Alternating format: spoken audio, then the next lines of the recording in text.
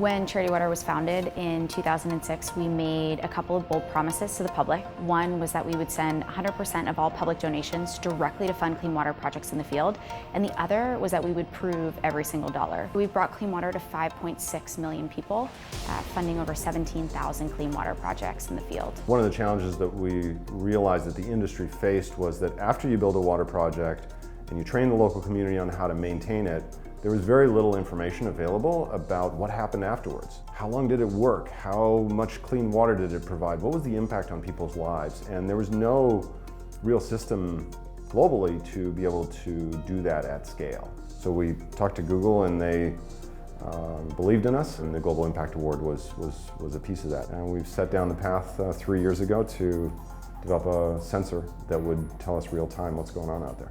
You know, when we started looking at how would you equip a hand pump with a sensor, there were a whole bunch of really daunting design challenges. And so we went through a long design process of trying to figure all of those out and ultimately came out the other end with this sensor. This is a sensor that's designed for a very specific kind of hand pump, which is the most common hand pump in Africa, called the Afrodev. It fits seamlessly on a well. It takes about 13 minutes, we've seen, to install one. There's no on or off button. There's nothing for the technicians to actually do except for to place it on the well.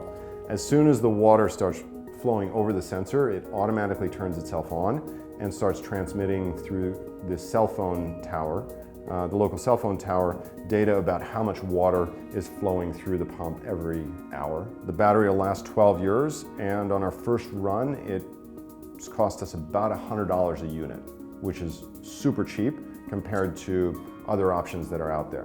In the oil and gas industry, for example, you'd be paying $500 to $700 for a sensor that tells you this kind of information. So the plastic is food grade safe. It is super rugged. You could drive a truck over it, nothing would happen. It's visually uninteresting, so that nobody's poking at it or scratching it. These units have a virtual SIM card in them, which has roaming agreements, pre-existing roaming agreements with basically every telecom in the world. We're right in the middle of rolling out our very first pilot. This is in northern Ethiopia.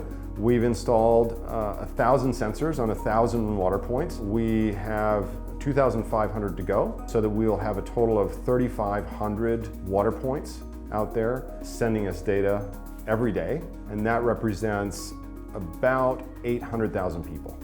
Data for us has opened the doorway to be more transparent as an organization, and we want to continue to push the boundaries around transparency. We're constantly thinking about, well, what's the next thing? How do we bring our donors even closer to the field? And when we thought about virtual reality, imagine telling a story in 360, and you put on this headset and you're kind of transported to Ethiopia. We get our water from a small pond. We share it with the animals, and even they don't like it. It smells disgusting and is full of leeches. It's the closest that we've come to really being able to shrink that gap between our life here and the stories that we're trying to convey of what's taking place elsewhere in the world. The story is the basic story of clean water, how important it is, what it's like if you don't have it, and the impact once you do. It follows a young girl. Her name is Salam. She's 13 years old, so we follow her in her day-to-day as she goes and she collects water from a leech-infested pond. And you see her drink it, use it for cooking. You see the animals using the same water. You see her trying to go to school. You meet the community, and you leave watching them drinking clean water for the first time. After we came back and finished the film, Scott flew to Ethiopia for 48 hours and showed them the completed piece. So Salam and her family all got to watch it. People feel like they've just been to Ethiopia after watching it, and you can see the empathy, you can see the connection. They're not watching a piece or reading about it, they're in it. They're in the story. We've seen that really hit people. We've had people increase their donations. Our gala was extremely successful. We think it's a really powerful tool. The film's going to be available on the Verse app. You'll be able to watch it in the headset. You'll also be able to watch it with your phone and just kind of spin around and have the experience that way.